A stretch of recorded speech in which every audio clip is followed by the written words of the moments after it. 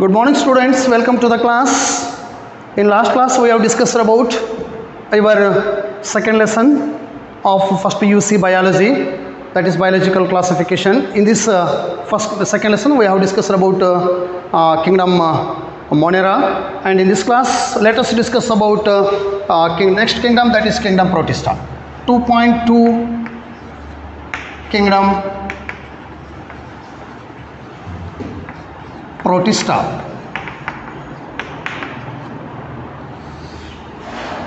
So kingdom Protista, when we have understood about kingdom Monera, you can understand easily this Protista also.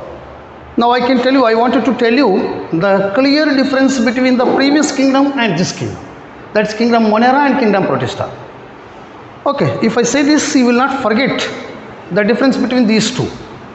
So kingdom Monera are all unicellular, Protista are also unicellular, but there is no difference at all. But the major difference is all Monerans are unicellular prokaryotic organisms, but all Protista are unicellular eukaryotic organisms. These are the major difference between the Monera and Protista. Monerans are prokaryotic organisms and Protistans are eukaryotic organisms, but both are unicellular.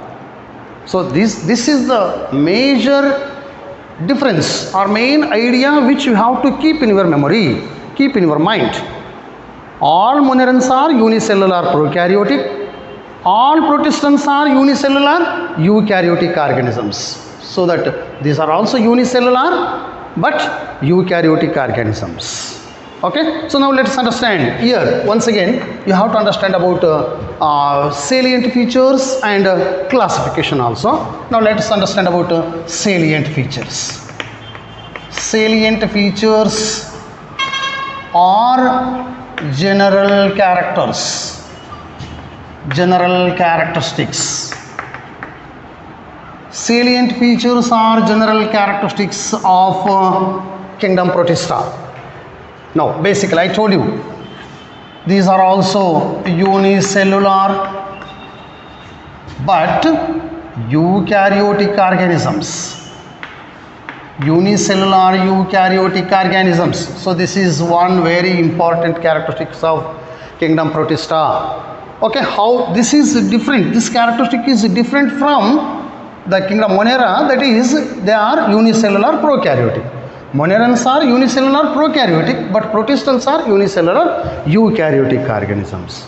So this is one very important characteristic feature of kingdom Protista. So these are all primarily or mainly aquatic organisms. These are primarily aquatic organisms. Primarily aquatic organisms. So listen to me. Aquatic. Sometimes you may not follow these terminologies. Or technical words. Aquatic means these are the organisms which can live in water, and since they are eukaryotic organisms, they have membrane bound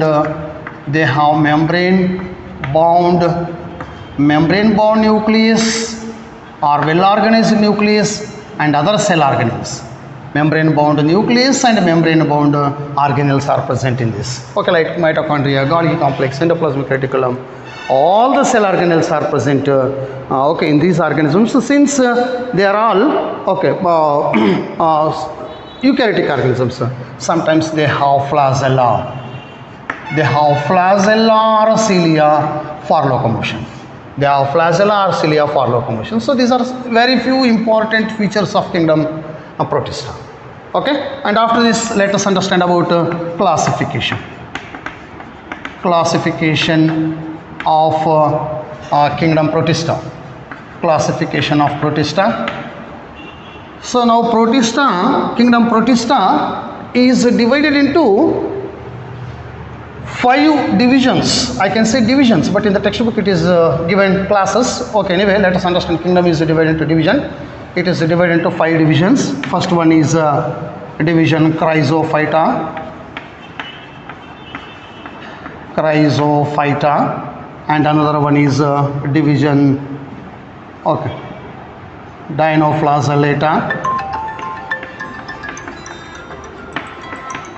Dinoflagellata.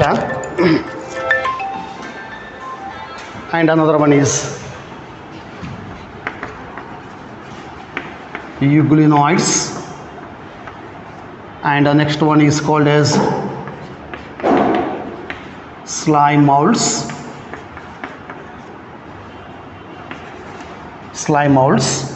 And next one is called as protozoa.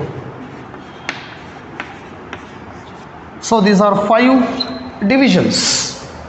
Okay, as per your syllabus, you have to understand about each one in detail. Chrysophyta, Dinoflagellata, euglenoids, slime molds, and protozoa. Now, one more very important thing you can understand here. Sometimes you may get a question in your mind. Protozoa. You may ask a question. These protozoans, they are animals. Why they must be included in the kingdom Protista? So that you should know that protozoans are the unicellular eukaryotic organisms.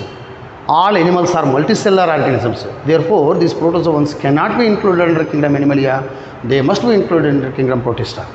Okay. So similarly, euglenoids. So here this one more interesting thing regarding this Protista. This Protista do not have a definite boundary, and they link with other kingdoms like protozoa, Animalia, Plantae, and this kingdom links with other kingdoms also. Okay. Anyway, let us understand each division one by one in detail. Now let us understand about Chrysophyta.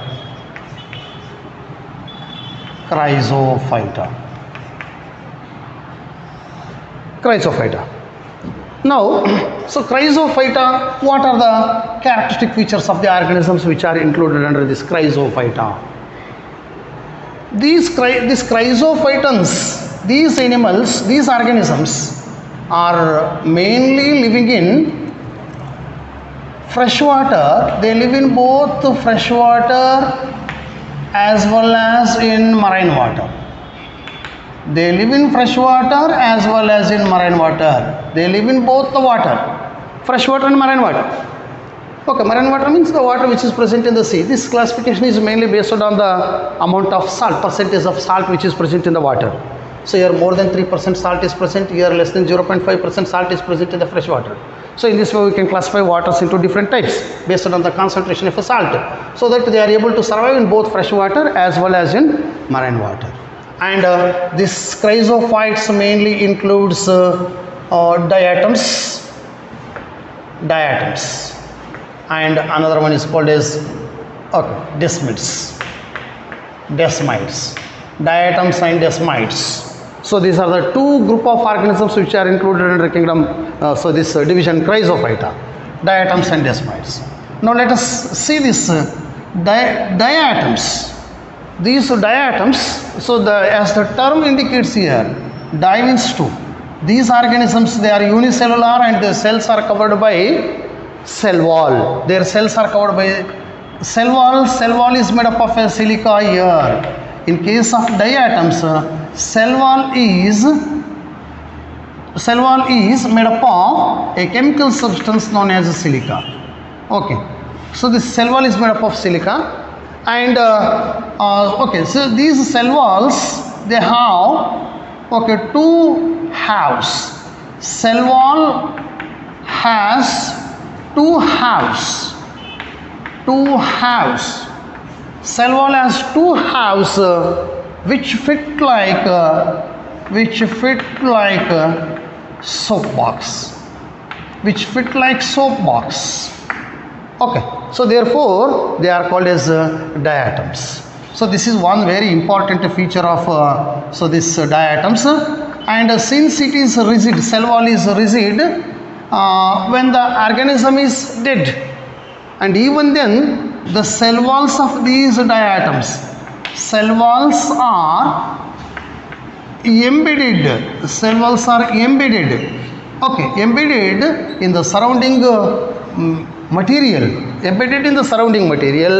and it forms a soil. That soil is called as a diatomaceous earth. Very, very important for all competitive examinations. When the organism is dead, when the organism is left, their cell wall remains as it is in the soil, in the surrounding medium. It gets embedded in the surrounding medium, and the soil becomes very hard, and such a soil is called as a diatomaceous earth. And this diatomaceous earth, this soil, it is gritty. Soil is gritty. Why it is gritty? Because it has okay, so this cell walls of these organisms. Since it is gritty, which is used for different purposes like polishing purposes, polishing and filtration of oil or syrup. So these are all used. Okay, so like this, these are all some important features of okay, so this Chrysophyta. And let us move to another one, is called as a Dinoflagellata. Next one is called as a Dinoflagellata. Dinoflagellate. Okay, Dinoflagellata.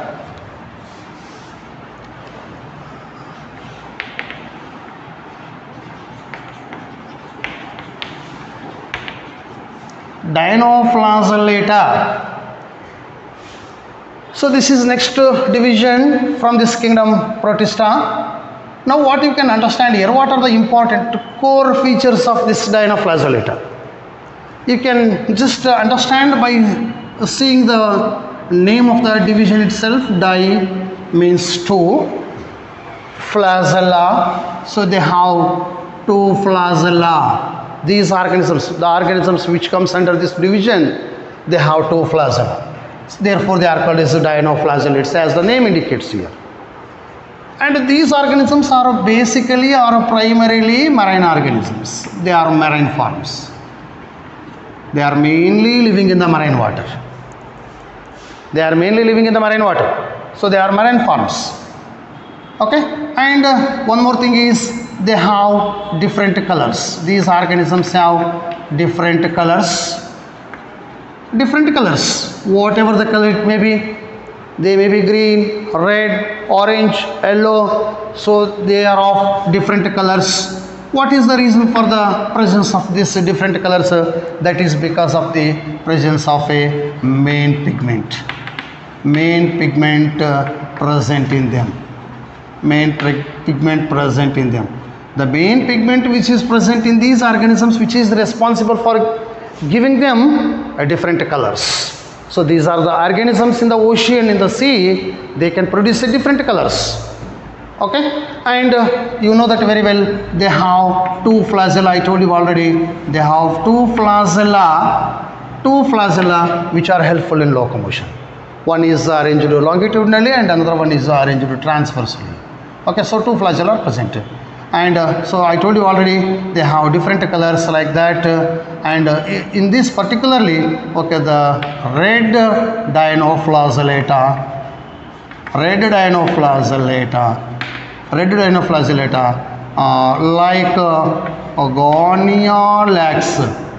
Goniolax is one of the red dinoflagellata, very, very important for the NEET examination, and which can reproduce at a rapid rate,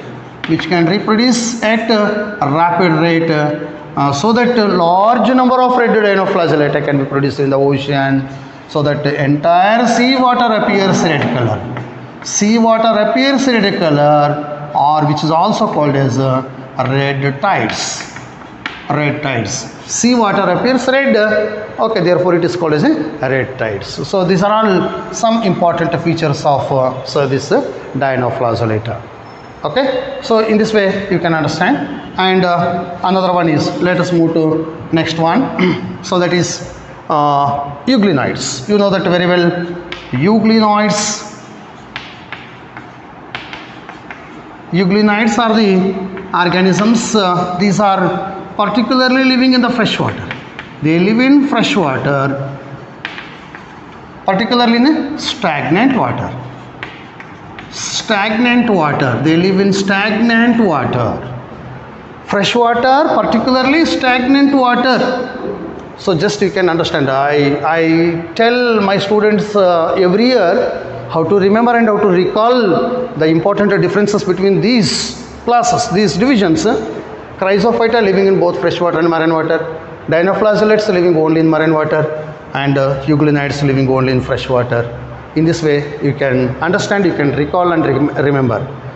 And these euglenids, they live in fresh water. This is one important characteristic. And here these organisms have a cell wall. But here they do not have cell wall. Instead of cell wall, no cell wall is present.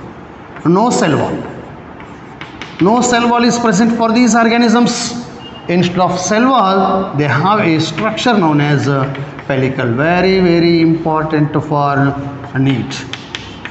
Okay, very, very important point for the NEET. They have a pellicle, no cell wall. Instead of cell wall, they have a pellicle. Their body is surrounded, body is covered by pellicle. So they may ask a question like this. Okay, the structure which surrounds, which covers the body of euglenids is called pellicle.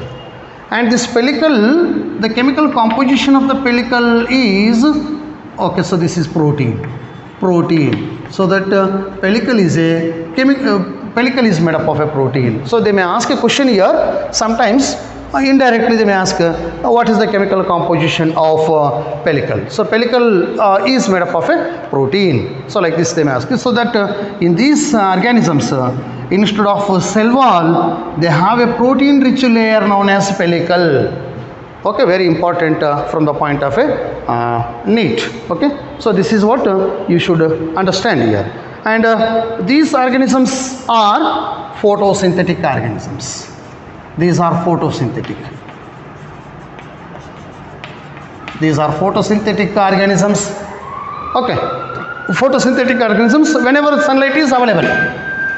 Whenever sunlight is available, they are able to synthesize their own food with help of sunlight. And sometimes what happens, whenever sunlight is deprived, when the sunlight is not available, at that time they behave as heterotrophic organisms also. Okay, they are photosynthetic and also heterotrophic. When does they become heterotrophic? When there is a deprival of this sunlight is not available at that time, they become heterotrophic. So like this, you have to understand some important features of this euglenids, and you know that very well. Example is euglena for this. And next one is slime molds. Let's understand about slime molds. Next division is slime molds. Slime molds. Okay. Now, what are the specialities or special characteristics of this slime molds? These organisms are mainly saprophytes. They are mainly saprophytes or saprophytic organisms. Okay, I told you already what are saprophytes, saprophytic organisms. These are the organisms which depend upon dead and decaying organic material, which absorb nutrients from the dead organisms, are called as saprophytes. Saprophytes are such organisms which absorb nutrients from the organisms which are dead. So that these are dead organisms. Okay, so these slime molds are the dead organisms. The speciality of these slime molds is during favorable conditions. During favorable conditions, okay, they form an aggregation. They form an aggregation called plasmodium. They form an aggregation called plasmodium. So this is what you must understand, and you should not get confused here, which is very, very important from the point of NEET. During favorable conditions of these organisms, they aggregate together to form a complex structure known as plasmodium. The word plasmodium should not be confused with the organism protozoa, which can cause a malarial disease. That plasmodium is different, this is different. Okay, and when the plasmodium is formed, they spread to several feet also. They spread to several feet. They spread to several feet. Why they spread to several feet? Because the conditions are favorable. This is very, very important from the point of need. Okay, what is the reason? In the textbook they have not given the reason for the spreading of these organisms to several feet. They spread to several feet, that is because the conditions are favorable for the organisms to survive and increase in their number. Okay, so this is one. And another one is when the conditions become unfavorable for them, during unfavorable conditions, when the conditions are unfavorable, Plasmodium divides. This structure divides. Plasmodium divides. Plasmodium divides into fruiting body. Fruiting body. Plasmodium divides into fruiting body. This is what you have to understand again. Fruiting body means you will get this word again and again here in this lesson. Fruiting body means this is the structure which can produce spores. Okay, so the fruiting body is formed and which produces spores, which produces spores, and these spores later they develop into new organism. In this way they reproduce. So these are all about slime molds. And let us move to another one is called as next division is known as protozoa. Protozoa, very, very interesting, and everybody student of biology can understand and they know at least something about this protozoa. You know that very well. Protozoans are unicellular eukaryotic organisms. Okay, and they may be free living, they may be parasitic, they may be heterotrophic also. Okay, like this protozoans are present, and this division protozoa is divided into 4 different classes. There are 4 different classes, and based on their shape and based on the type of locomotory organs present in them, protozoans are classified into 4 different classes based on the kind of locomotory organ present in them. Okay, now first class is amoeboid protozoans. Amoeboid protozoans. Amoeboid protozoans means which includes amoeba. Amoeba and entamoeba. Okay, so what is the main feature characteristic of these organisms which are included under amoeboid protozoans? They have pseudopodia. They have pseudopodia. Pseudopodia as a locomotory organ here. This is very, very important feature which is considered to classify. Okay, they have no definite locomotory structure, and they can form a false feet. With the help of that they can move and they can capture the food, and the structure is called a pseudopodia. And those protozoans which possess this pseudopodia are all included under amoeboid protozoans. Example, you know that very well, amoeba, and another one is called as entamoeba, and there are some parasitic form also. Parasitic forms of amoeboid protozoans which can cause a disease. Example is entamoeba histolytica. Entamoeba. Okay, so these are all amoeboid protozoans. And the next one is called as flagellated protozoans. Flagellated. Just if you read the word, you can understand. Flagellata. Eta means having. They have flagella. So therefore they are called as flagellata. And these organisms are different from this. Here they have flagella. With the help of flagella they can move. So therefore they are called as a flagellated protozoans. And some of the flagellate protozoans are parasitic. Some are parasitic. For example,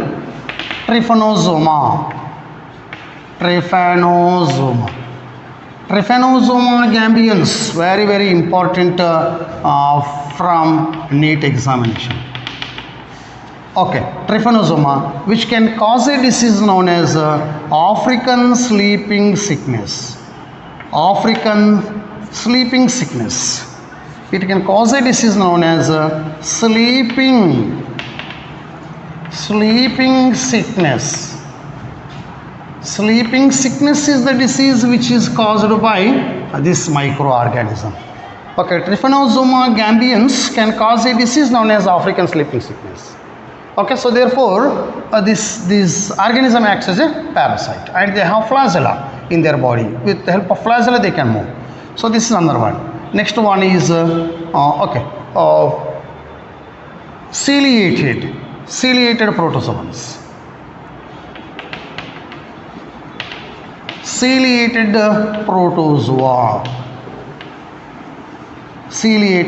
protozoans. It means cilia.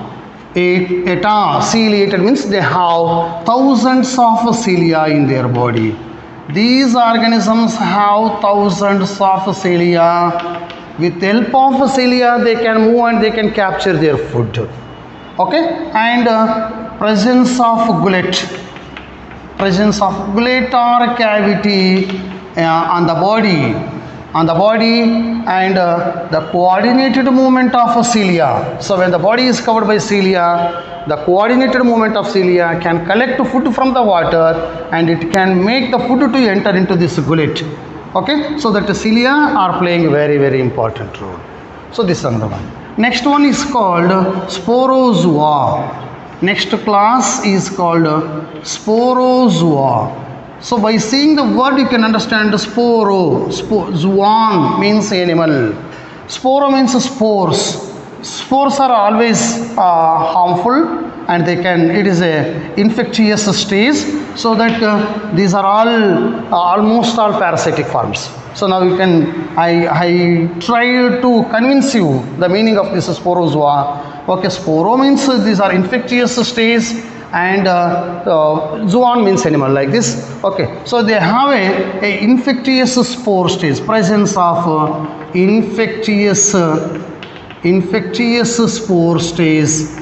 spore stage in their life cycle. Infectious spore stage in their life cycle. In the entire life cycle, at a particular stage they can infect the other organisms and they can cause a disease. Therefore it is known as an infectious spore stage. Okay, so best example for this sporozoa is malarial parasite called Plasmodium, and you should not get confused this Plasmodium with this Plasmodium. So this is a unicellular organism, malarial parasite called Plasmodium. Okay, Plasmodium, and which can cause a disease malaria, and which has a staggering effect on human population. So with this students, thank you very much for listening this class, and I hope you have all understood so this kingdom protista. Okay, and again let us move to another one, next kingdom in the next class. Thank you.